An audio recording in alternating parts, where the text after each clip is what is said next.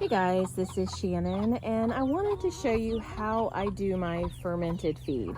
I am in Florida. It is high 90s to over 100 degrees here on most days in the summer.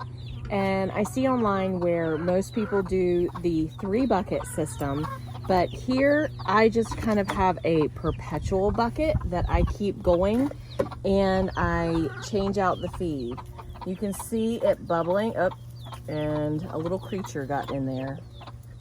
Let me fish him out. So you can see it bubbling. And I'll use a portion of this. I always keep the liquid above the grain. And I use about, I don't know, maybe half of this each feeding. You can see we have quite a few chickens. Here, more out there in another pen. So I will strain this, and it's just like a big slotted spoon. And I put it into a bucket that actually has a big crack in the bottom. So a lot of the liquid will drain out. And then I go around and feed.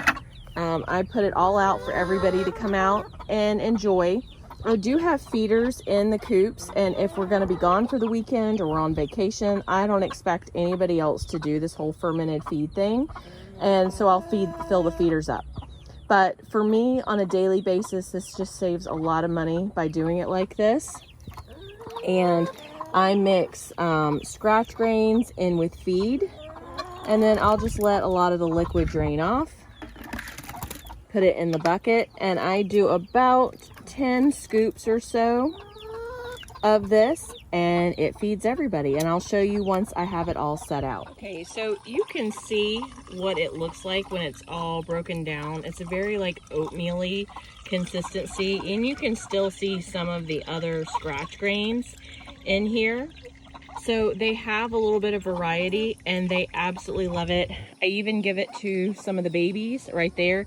Now they do have chick feed in their pen that they have access to 24/7, but every day they do get some of this fermented feed. Now I didn't start it from a couple days old. They were probably a few weeks old before I started giving it to them, but they absolutely love it. And you can see I've used down quite a bit in the bucket. And I will add some more of the dry feed in today, and it'll be ready to go tomorrow. All right, you'll have to excuse our temporary makeshift thing we have here. We have way more chickens than we normally would, and a bunch of these guys are getting ready to go to a new home. So I will let them out, and you will see they will all run to the feed. And I have it kind of spread out. I have boards. And then I have a couple of buckets so that no one is fighting over feed. So I'll go let the next batch out. So what's out there right now are my 3 and 4 month olds. And these are all of my older girls. They're 2 years and up. So, and my one rooster, which there's more baby roosters that are all getting ready to go to new homes. So everybody just kind of comes out, eats. There's sometimes a little squabbling as to who gets what, but there's enough of it and spread out that everybody can kind of move around, and there is so much less wasted feed this way. And I'll probably get a couple more scoops. I have this long log right here. See, they're coming over and looking because I usually have some along this log right here, and they just kind of line up along the log and they eat their feed there. And they eat it from all the different places out here, and then they have a ton of area to free range. This whole back, they're actually free ranging in my garden, and then they can go out in the fields also. So they get plenty of food doing it like this. Everybody is laying really well. Even though it's very, very hot, close to 100 degrees, my layers are probably, instead of an every day, they're an every couple of days, but I'm still pulling in 7-8 eggs a day from the ones that are laying. None of the 3 and 4 month olds are laying yet. They're too young, but my adult girls are still laying on a pretty regular basis. I just dumped some fresh feed and fresh water in here. I have not even stirred it. I just dumped a bucket of water.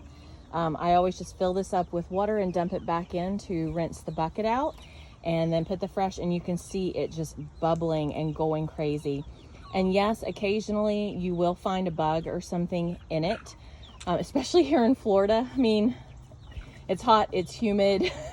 There are bugs everywhere because I don't put the lid on all the way, because if it does, it needs to expand. The gases need to go somewhere from the fermentation process. So yep, you might find a bug floating in the top of your feed sometimes, but that's just the way it is here in Florida. So I'm gonna stir this up. I just put, I use vinegar buckets with a, like a gallon thing of vinegar with the bottom cut off. That's what I use as scoops. So essentially I just put 1 gallon of feed in here and topped it off with water. And tomorrow morning it'll be bubbly and thick, and I'll have more feed to give everybody once again. And as you can see, mama and babies absolutely love this. They each get a little bit. They have a feeder back here that stays full of feed, but they still come up they still come up and get some of this every morning. So everyone is eating and enjoying, and I just keep a broom out here that I sweep off the boards before I put the feed down, so they're not getting a bunch of dirt and stuff in with it. And I sweep out their containers, but I just have random containers out here for now. Like I said, I've never had this many chickens before in my life, and I've been doing this for quite a few years, but we had a bunch of them go broody, and with these uncertain economic times, we just decided to go ahead and let them hatch out, and we're sharing with friends and family and neighbors layers, and some people that wanted roosters to start that only had hens and they want to expand their flock. So a few of these roosters are going to be finding new homes very soon also. So just letting them get big enough. All right, guys, I hope you enjoyed the video. We were having little squabbles over here, and you can see I also have some wild pumpkins that came up. These guys love to get under the leaves to get out of the heat and make little dust baths everywhere. So I don't think I'm going to actually end up with any pumpkins, but they are enjoying it so far. Muggsy, he loves to goose them just to see them flap.